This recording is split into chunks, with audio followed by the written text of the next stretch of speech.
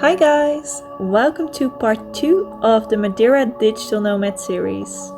I know, the title sounds quite provoking, but is digital nomadism truly a blessing or a curse for any destination? In this video, we will find out exactly that, and the nomads and I will discuss the value that can be added by tourists, nomads, individually or as communities, and everyone who is a visitor to a destination that is not their home. How can we make sure that true value is added without losing the culture and authentic charm of the islands? Do you want to learn how you can be part of this? And do you like to travel, explore new places, and is Madeira on your list? Then simply click subscribe and don't miss any of the fun.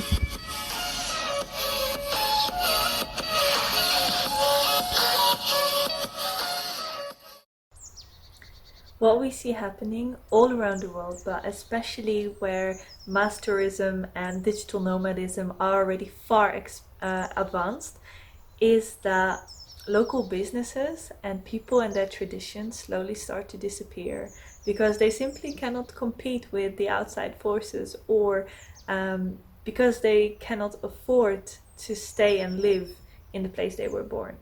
Now, I don't know about you, but I find it very important that when I travel, I explore different cultures and I get to learn their way of life, and I get to try the foods that they make, their local dishes. I want to know how they live, and if I cannot do that, then I might as well stay at home, really. To me, it's very important to protect the local way of life and everything that comes with it. So knowing this, I got very curious to find out what the actual value would be of a nomad as an individual or as a community, and what they could add to a destination, or what they could do to help and protect the authentic charm of a destination. And also hopefully to expand this to future nomads or tourists or expats all around the world, so that we all together can help to preserve the local authenticity and charm of a destination. I just wanted a community that was very focused in impact. So if you come here, it's hard to come here. There is not so many houses. So if you come here, you really want to come here. You really want to be part of a community. You are not just traveling to have fun, to party. You want to be part of something bigger. You want to connect with people that are like-minded. You want to create deep relationships. You want to make sure you work with quality, but also that you have fun on events and you take care of yourself. So this is the vision for the nomad side. For the locals, it's just let's reconnect, let's bring people to these amazing villages and make sure they understand the whole environment, make sure they have a positive local impact, both social, economic. Let's make sure that everything connects really perfectly. And this is the challenge, of course. I don't feel that we do that much for a local community. Like the value behind the digital nomads is that, of course, social interaction, or for example exchanging the knowledge, but actually we're exchanging the knowledge only between ourselves. We're not sharing anything, we're not bringing anything to the local community. This is how I feel. We're just separate bubble, long-term tourists. For sure it's easier to go or follow the community activities or initiatives, because wherever you hear and you're individual, you don't know the language, for example, so it's harder. But if the community organize some activities that brings more value to the community, I probably would follow. I know there is like beach cleaning, and this is something I really like, but it actually happens mostly during my work time, so on Mondays, so it's hard to join. But this is something I would enjoy, and I think this is valuable. But yeah, I guess we could cooperate with work, we could cooperate with the school, which is just next to the co-working space. We could do something great for these kids, because we have so many tools. There are, in the digital nomads community, there are people there that are doing user experience design, design thinking workshops. I think that applies to teenagers, kids very well. So partially that. I don't know, like there is plenty of things we could do. Groceries for elderly people, even if that would be hard language wise, but there is also so many Portuguese speakers. So yeah, why not? We're just not doing that. Maybe because of the pandemics, but maybe not. But maybe because it's the effort. Maybe no one wants to truly connect. Being very sincere, for me, what we are bringing to Ponta do Sol and community, local community here, is money only. We kind of push the locals away. So now here in Ponta, when I go outside, I see just digital nomads. I almost don't meet locals. I can kind of see it like in the prices. It's like the restaurants here and the bars on the beach. Like local people probably wouldn't go there because the prices are kind of adjusted for the nomad community, not for the salaries of the locals. It's the same with car rentals when we came here compared to now. So now to rent a car is about double the price just because lots of people came here and maybe the touristy season is kicking in as well. But maybe the same is gonna happen with accommodation, like the Airbnbs, everything got more expensive. So most locals can actually maybe afford to stay here and they are kind of being pushed away to the surrounding of Ponta rather than to the center. So there is this community spread, community gap between the locals and the nomads. You always have two sides of the coin.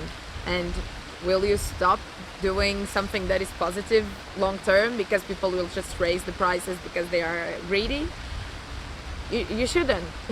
That's why digital nomads itself, as with this kind of vision of being part of community and for a local community as well, are not destroyers. So it's not people that are coming here to try to affect badly the local village.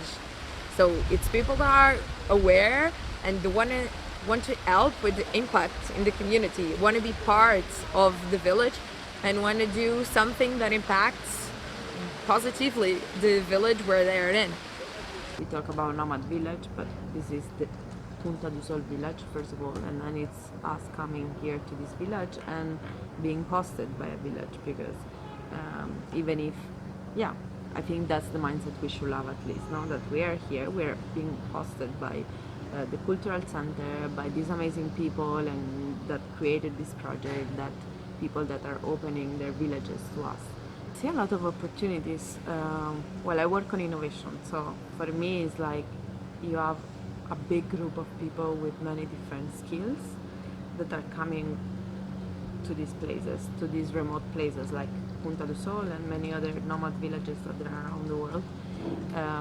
The opportunities that needs to be taken, I think, is okay to take this knowledge, take these skills, and see also and create that matching of what do people need here. Maybe it's a person that has a project or wants to develop a project, a person that has a business and wants to grow, for example, in digital marketing or in sales. You know, I think this and this is the same thing that I'm doing because I'm shifting into freelancing. So I'm seeing this as a hub of opportunities because there is a hub of knowledge and opportunities to connect with other people, to share knowledge, to learn from other people's, and yeah, this is yeah, I think this is the value of something like this, and is to grow Punta do Sol, but Punta do Sol as a destination, but Punta do Sol as the people that are running a business or that have a project in this place. So an exchange that needs to happen because it's very valuable,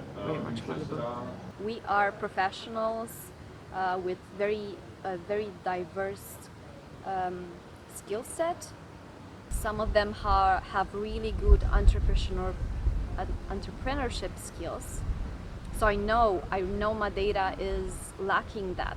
We've talked with some local taxi drivers that were telling us a lot of people leave Madeira because they need more opportunities for work, and if we have more business here, then less people are gonna leave Madeira and they could have here good opportunities for work. So I'm thinking like long term, if people move here, some people move here, they start businesses here. So I can see how this can be a domino effect, but also the awareness that Madeira is receiving from word of mouth, from social media, from the articles that have gone through the online network about this being the first digital nomad community. It's getting a lot of positive vibes for Madeira, and I think it's gonna pay off. I think this is the most amazing way for you to get a positive impact in the community with foreigners. So it's people that are staying longer, so they are really getting involved in the community and in the local businesses, helping the local businesses grow. And it's not just some family or some group of friends. They go for a week and don't stay in the all-inclusive hotel and don't get actually the full experience of the community. So I think this is a very positive impact in local businesses, local people, and even on the local culture, because people can open their minds, local people can open their minds with the experience that the digital nomads have from their own countries or the countries that they have already visited. And it's this integration of the skills that these guys bring to the local society that we have really to work, because we have extra time. We want to help the places where we are. This is a type of crew we attracted because we have a community, and we really want to give back. And for me, the biggest benefit is having these crazy experts from all over the world giving back to the local community. It has to be some facilitators, but when the local NGOs open their doors, when the locals open their doors and allow us to come in and help, specifically with these hard skills that we have, then the magic starts to happen. And then we have the other side as well, meaning there is the education side. Most of the people in Madeira have no idea about how to work remotely, which for us, it's what we do for a living.